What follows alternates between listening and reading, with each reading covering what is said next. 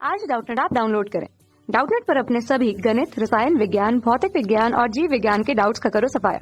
बस प्रश्न की फोटो खींचो, एक ही प्रश्न को क्रॉप करो और तुरंत वीडियो सोल्यूशन पाओ।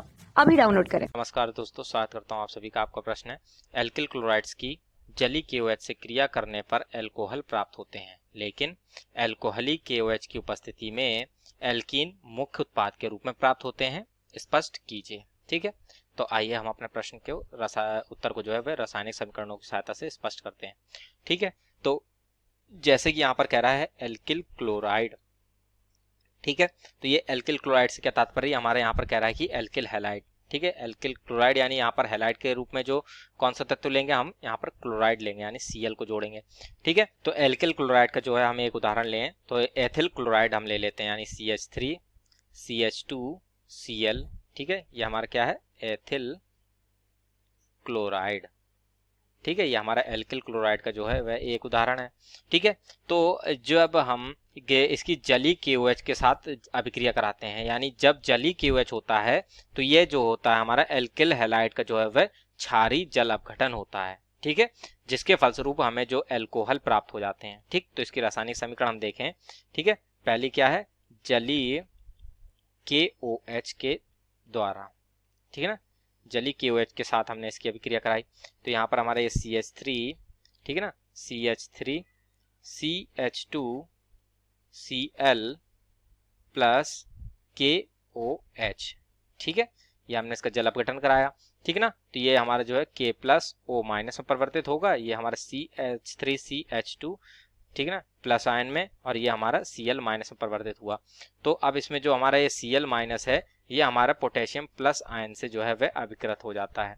ठीक है, तो इस प्रकार से ये KCl का निर्माण करके निकलेगा। ठीक, अब बचे हुए ये हमारा CH3 CH2 प्लस जो आयन है ये हमारा OH माइनस आयन के साथ जो है वह जुड़ जाता है। ठीक है, तो जिसके फलस्वरूप यहाँ पर हमें CH3 CH2 OH प्राप्त हो जाता है, प्लस ये हमारा यहाँ से KCl निकल गया। ठीक है, तो इस प्रकार से जो है ये हमारा यहाँ पर क्या प्राप्त हुआ, एल्कोहल। ठीक है, ये हमारा क्या प्राप्त हो गया यहाँ पर, एल्कोहल। ये जैसे उदाहरण के हमें क्या प्राप्त हुआ है, एथिल एल्कोहल। ठीक है ना, तो जली KOH के साथ जब हमने इसकी अभिक्रिया कराई तो इसके फलस्वरूप जो है केवल इसका जो है वह डीहैलोजनीकरण हुआ। ठीक है, यहाँ पर हमारा क्या हो रहा है, डीहैलोजनीकरण, अर्थात हमारे जो ये यौगिक था, ठीक है ना, एथिल क्लोराइड, इससे केवल जो है वह हमारा से एक हैलाइड जो है वह निकल गया।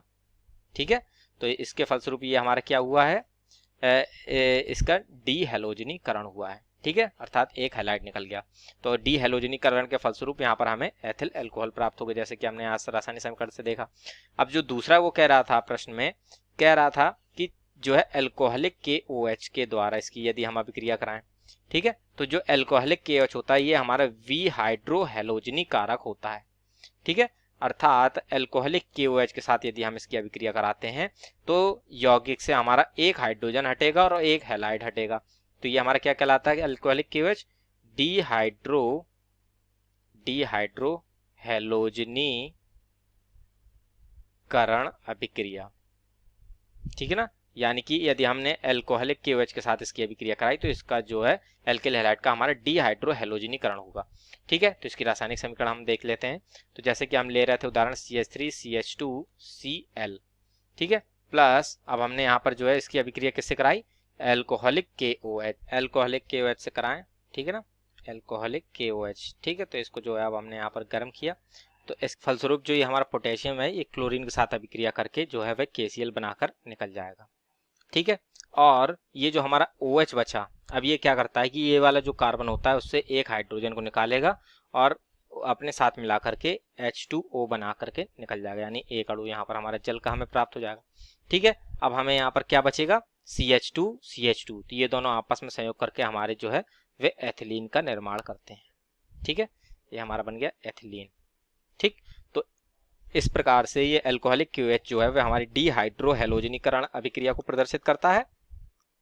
ठीक है ना, और ये जो हमारे, ठीक है ना, डीहाइड्रोहैलोजनीकरण अभिक्रिया को प्रदर्शित करता है और इसके फलस्वरूप हमें एथिलीन प्राप्त होती है। ठीक है। तो इस प्रकार से जो है ये हमारे रासायनिक समीकरणों से स्पष्ट हो जाता है कि यदि हम जलीय क्यूएच के साथ क्या अभिक्रिया कराते हैं एल्किल हैलाइड की, तो हमें यहाँ पर एल्कोहल प्राप्त होता है, जबकि यदि हम यही एल्कोहलिक क्यूएच ले लें तो ये जो हमारा एल्किल हैलाइड होता है ये हमारा एल्कीन देता है। ठीक है, तो इस प्रकार से जो है ये हमारे प्रश्न का उत्तर पूर्ण होता है। आशा करता हूँ आप सभी को उत्तर समझ में आया होगा। धन्यवाद। कक्षा 6 से 12वीं से लेकर नीट, IIT, JEE वो एडवांस के लेवल तक 1 करोड़ से ज्यादा छात्रों का भरोसा। आज ही डाउनलोड करें डाउटनेट ऐप या व्हाट्सएप करें अपने सारे डाउट्स 8400 400 400 पर।